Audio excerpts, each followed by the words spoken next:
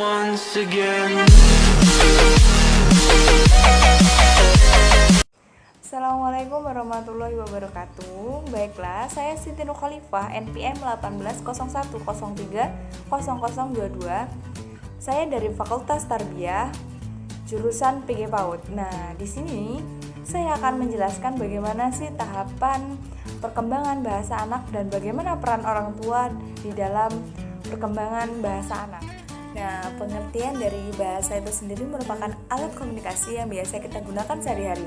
Nah, bahasa ini merupakan alat yang mempermudah kita untuk mengungkapkan perasaan kita, ide kita, gagasan kita, dan memudahkan kita untuk bersosialisasi kepada orang lain. Nah, biasanya orang tua dan kebanyakan orang berpendapat bahwa anak yang banyak bicara, yang sering berbicara, yang memiliki kosakata yang banyak, mereka beranggapan bahwa anak itu adalah anak yang cerdas. Nah, bahasa juga bisa dimaknai sebagai tanda atau simbol yang diberikan oleh seseorang atau kita berikan kepada seseorang melalui lisan atau tertulis. Nah, terus dari mana sih anak-anak mendapatkan pemerolehan bahasa? Untuk pemerolehan bahasa, biasanya anak melewati dua tahap. Yang pertama ada respektif, yang kedua adalah ekspresif. Untuk respektif itu sendiri dibagi menjadi dua, yaitu membaca dan menyimak. Kemudian untuk ekspresif merupakan anak menulis dan berbicara. Bahasa juga merupakan alat untuk mengetahui ilmu lainnya. Sebelum kita belajar ilmu yang lain, kita perlu belajar bahasa. Dengan kita belajar bahasa dengan maksimal, kita akan mendapatkan ilmu itu secara maksimal juga. Bahasa juga mempermudah kita dalam mengungkapkan ide kita, menulis sesuatu apa yang ingin kita tulis. Jadi bahasa adalah landasan utama sebelum kita belajar ilmu yang lain. Sebenarnya perkembangan literasi bahasa anak terjadi sejak anak baru lahir dan prosesnya juga saling berkesinambungan. Jadi semakin bertambah umurnya anak, maka semakin banyak kosakata yang didapatkan oleh anak. Namun hal itu tidak akan terjadi jika tidak mendapatkan stimulus yang baik dari orang tua maupun dari lingkungan sekitarnya. Nah, untuk tahapnya ini anak tuh biasanya mendapatkan pemerolehan bahasa baru dari menyimak, terus berbicara, membaca, dan menulis. Nah, jadi kita sebagai orang tua harus menerapkan 4 tahap yang tadi. Jadi jangan sampai salah satunya tertinggal. Nah, yang pertama, menyimak. Kita harus sering-sering memberikan cerita kepada anak. Nah, contohnya ketika anak mau tidur, kita berikan cerita atau dongeng. Nah, dari situ anak akan mendapatkan kosakata baru. Kemudian di sekolah mendapatkan cerita dari teman atau dari si gurunya, dia akan bertambah kosakata baru. Kemudian yang kedua adalah berbicara. Nah, setelah dia mendapatkan kosakata baru, kemudian dia berbicara. Berbicara merupakan salah satu perkembangan literasi anak. Anak mendapatkan bahasa baru, kemudian mereka berbicara, mereka bergantian bercerita bahwa apa yang dialami di sekolah atau apa yang dialami di rumah, kemudian membaca. Nah, di sini seringnya di sekolahan. Nah, ketika guru memberikan gambar, kemudian mereka disuruh membaca tulisannya apa sih, contohnya bebek. Nah, anak diajarkan untuk membaca. Kemudian untuk yang menulis, setelah anak membaca, anak kan sudah memahami huruf A ini seperti apa, huruf B ini seperti apa. Jadi dia sudah bisa menuliskan apa, misalnya mereka menulis ayam. Tapi biasanya anak usia dini ini menulis dengan kosakata yang sederhana, tidak yang banyak. Masih dikategorikan sebagai kosakata yang sederhana. Jadi kita tidak boleh memberikan anak untuk menulis yang panjang, itu akan membuat anak menjadi cepat bosan. Nah, jadi kita tuh sebagai orang tua harus pintar-pintar memberikan stimulus kepada anak dengan contohnya tadi kan menyimaknya. Kita berikanlah cerita yang menarik untuk anak. Bisa juga kita mempraktikkan gerakannya, misalnya menceritakan tentang gajah yang besar, kita mengekspresikan bagaimana sih besarnya si gajah tadi. Jadi si anak akan tertarik dan menurut saya akan lebih memaksimalkan anak mendapatkan kosakata baru. Nah, yang selanjutnya adalah berbicara. Jadi di sini kita harus memberikan kesempatan untuk anak berbicara, anak bercerita. Kita sebagai orang tua harus mendengarkannya. anak ini bercerita apa, kita harus menanggapi agar anak lebih semangat untuk bercerita. Nah, di sini akan membentuk anak menjadi anak yang berani mengungkapkan perasaannya, mengungkapkan idenya. Jadi anak tidak akan takut karena anak sudah terbiasa dari kecil bercerita dan diberikan respon dari orang tuanya tadi. Nah, untuk membaca, kita sebagai orang tua harus mendampingi anak. Jangan biarkan anak belajar sendiri. Takutnya anak mengalami kesalahan yang berkelanjutan.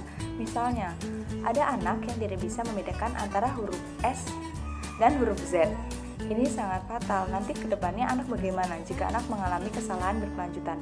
Jadi di sini orang tua harus ikut serta dalam ketika anak belajar, kita harus mendampingi, harus mengarahkan. Ketika anak salah, kita benarkan. Jangan biarkan anak belajar sendiri. Kita boleh membiarkannya, tapi kita harus tetap mengawasi proses belajar anak itu. Jangan sampai biarkan anak sepenuhnya. Ketika anak menulis, awalnya masih kecil suka sekali mencoret dinding rumah. Sebenarnya itu adalah cara mereka mengungkapkan apa yang mereka rasakan. Tapi banyak orang tua yang menyalahkannya. Bahkan tidak jarang orang tua yang memukul, menganggap merusak rumahnya. Padahal anak kecil hanya tahu bahwa ini bisa untuk dicoret, ini bisa untuk menulis-tulis. Nah, kita sebagai orang tua memberikan fasilitas yang menarik. Jadi anak tidak akan merusak rumah, tidak mencoret tembok. Kita beri kertas yang berwarna. Karena biasanya anak dikasih kertas polos malah memilih dinding rumah dibanding kertas tadi. Jadi kita beri kertas yang berwarna. Bisa juga kita belikan buku gambar yang sudah ada gambarnya, jadi anak dapat mencoret di situ. Tidak apa-apa tidak rapi, karena anak menulis juga melalui tahap dari yang anak tidak memiliki aturan, kemudian memiliki aturan, kemudian anak bisa menulis layaknya yang diharuskan. Selain itu, orang tua juga memiliki peran yang sangat penting. Yang pertama adalah modeling. Jadi dikatakan modeling di sini, anak menjadikan orang tua sebagai panutan atau contoh atau model. Ketika orang tua berkata kasar, kemungkinan besar anak juga akan mengikuti apa yang dikatakan oleh orang tuanya. Jadi orang tua, ketika orang tua marah, anakku kenapa bahasanya kayak gini, padahal anak saya disekolahkan. Kita perlu koreksi di rumah bagaimana si anak mendapatkan bahasa itu dari mana. Bisa saja dari rumah, bukan berarti dari lingkungan, bisa saja. Bahkan kemungkinan besar juga dari rumah, karena mayoritas anak kecil ini sering di rumah dibanding di luar. Nah, kemudian untuk panutan itu sendiri, orang tua juga harus menjaga bicara ketika ada anak. Jangan berkata sembarangan, karena anak usia dini adalah pada masa golden age atau dikatakan masa kemasan. Anak mudah meniru, dikatakan juga anak sebagai peniru ulung. Jadi kita sebagai orang tua harus hati-hati ketika ada anak. Jangan berbicara kata-kata yang tidak selayaknya mereka kenal. Kemudian mentoring ini adalah kemampuan orang tua menjalin anaknya ini dengan kasih sayang. Contohnya anaknya pulang dari sekolah, tanyain, "Adik, tadi belajar apa di sekolahan? Tadi belajar apa?" Terus kan anak bercerita. Nah, ini merupakan salah satu mentoring yang bisa dilakukan orang tua. Kemudian orang tua juga harus menjadi organisasi yang baik. Nah, contohnya nih, ketika anak berkata kasar, kita beritahu bahwa ini tidak baik, seharusnya tuh kamu bahasanya harus kayak gini. Karena organisasinya adalah di mana orang tua menjadi pemilik perusahaan. Perusahaan ini dikatakan adalah si anaknya. Nah, jadi ketika anak salah bagaimana, orang tua harus menegur, orang tua harus mengarahkan, orang tua harus membenarkan. Kemudian yang terakhir adalah yaitu teaching. Di sini kemampuan orang tua mendidik anaknya ini diuji, karena di sini orang tua harus bisa menjadi guru, harus bisa menjadi madrasah pertama yang baik untuk anak usia dini sebelum anak masuk ke sekolah. Nah, sebenarnya tuh apa saja sih selain dari orang tua yang dapat mempengaruhi perkembangan literasi bahasa anak ini? Nah, yang pertama adalah kesehatan si anak.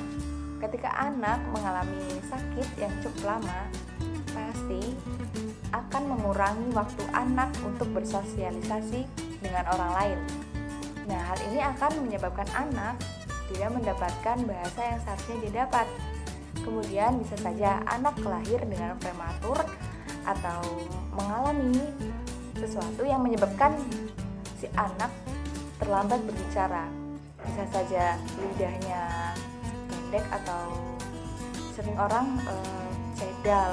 Nah, ini juga berpengaruh terhadap perkembangan bahasa anak karena anak ini berbicara tidak jelas atau bisa dimengerti dengan orang lain. Kemudian kecerdasan anak.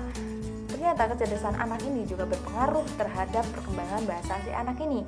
Nah, ketika anak memiliki IQ atau kecerdasan yang normal, ketika anak mendapatkan bahasa dari orang lain, anak akan mencerna dengan cepat. Tapi beda dengan anak yang memiliki IQ yang rendah atau di bawah standar, anak akan sulit, butuh waktu yang panjang untuk mencerna bahasa yang baru mereka kenal. Untuk mungkin harus 2 atau 3 kali mendengar untuk si anak mengingat bahasa itu. Kemudian kondisi ekonomi dari keluarga itu sendiri. Ketika orang tua yang memiliki ekonomi yang di bawah atau tidak normal, nah di sini orang tua pasti akan sibuk mencari uang atau bekerja di luar, sehingga waktu untuk bertemu dengan anaknya ini, untuk berkomunikasi kepada anak ini berkurang. Jadi sumber informasi atau sumber kosakata yang seharusnya diberikan untuk si anak ini akan berkurang karena si orang tua ini sibuk. Orang tua ini tidak lupa, tapi karena emang harus tuntutan dari keadaan yang mengharuskan mereka keluar rumah untuk mencari uang. Kemudian jenis kelamin. Nah, ini juga menjadi salah satu faktor yang mempengaruhi. Anak perempuan cenderung cepat untuk mendapatkan kosakata baru dibanding anak laki-laki. Nah, anak perempuan sering bermain boneka. Ketika anak perempuan bermain boneka, pasti si anak ini berbicara sendiri, ngobrol dengan boneka ini, dan anak perempuan ini juga dekat dengan ibunya karena si ayah ini juga sering keluar. Jadi si anak laki-laki ini akan cenderung tertinggal dengan si anak perempuan karena dari awal juga kepribadian laki-laki dan perempuan ini berbeda. Kemudian dari motivasi orang tua itu sendiri beda ya teman-teman. Anak yang mendapatkan motivasi dari orang tuanya dengan anak yang tidak mendapatkan motivasi atau dorongan dari orang tuanya. Anak yang mendapatkan bimbingan dari orang tuanya dan anak yang tidak mendapatkan bimbingan dari orang tuanya. Anak yang mendapatkan bimbingan dari orang tuanya sudah pasti jalan atau perkembangan bahasanya ini sesuai dengan yang selanjutnya adalah urutan lahir. Wah, ternyata urutan lahir juga berpengaruh dalam perkembangan bahasa anak. Anak pertama dan anak terakhir cenderung berbeda perkembangan bahasanya. Anak pertama cenderung lambat, sedangkan anak yang terakhir malah lebih cepat. Kenapa sih? Nah, hal ini terjadi karena jika anak pertama ini hanya mendapatkan informasi atau sumber ilmunya dari ayah dan ibunya. Tapi anak terakhir, contohnya anak keempat, dapat informasinya lebih banyak. Semakin banyak, semakin besar lingkup keluarganya, semakin banyak kosakata yang akan didapatkan oleh anak keempat dari kakak pertama, dari kakak kedua, dari kakak ketiga. Ini akan lebih memaksimalkan perkembangan bahasa anak karena anak lebih atau sering bersosialisasi atau berinteraksi dengan banyak orang. Jadi perkembangan bahasanya juga akan lebih cepat dibandingkan anak pertama. Kemudian metode. Nah, metode yang digunakan oleh orang tua juga sangat berpengaruh terhadap perkembangan bahasa anak. Contohnya, metode yang digunakan oleh orang tua membosankan. Sudah pasti anak tidak maksimal mendapatkan perkembangan bahasanya nih. Tapi jika orang tua menggunakan metode yang menarik, yang menyenangkan, yang mengaitkan dengan dunia anak, sudah pasti si anak akan dengan mudah mengikuti proses perkembangan bahasanya ini yang diajarkan oleh orang tuanya dibandingkan dengan hal yang membosankan. Contohnya, anak paling males jika disuruh untuk menulis. Nah, kita bisa selipkan di sini dengan permainan. Hayo, siapa yang terakhir nulis nanti nggak dapat hadiah lo atau apa, atau kita buat sayembara untuk si anak ini. Bisa juga kita selingkan dengan nyanyian untuk si anak ini mengingat angka 1 seperti tiang, angka 2 seperti angsa. Nah, bisa kita gunakan dibandingkan anak menghafalkan dengan monoton itu akan sulit diingat. Karena metode ini juga berpengaruh dengan si mood anak ini. Jika anak ini senang, sudah pasti dong anak akan lebih mudah mengikuti proses belajar di rumah. Anak membaca, kita belikan saja buku bergambar. Jadi si anak akan lebih tertarik dibandingkan dengan kertas warna putih dan ditulis dengan spidol. Anak akan cenderung lebih memilih yang lebih menarik. Nah, ternyata banyak ya teman-teman sesuatu atau hal-hal yang dapat mempengaruhi perkembangan bahasa anak dari orang tua, dari lingkungan, dan masih banyak lainnya, bahkan dari urutan lahir. Nah, teman-teman, sekian dari saya Siti Nur Khalifah. Saya akhiri. Wassalamualaikum warahmatullahi wabarakatuh.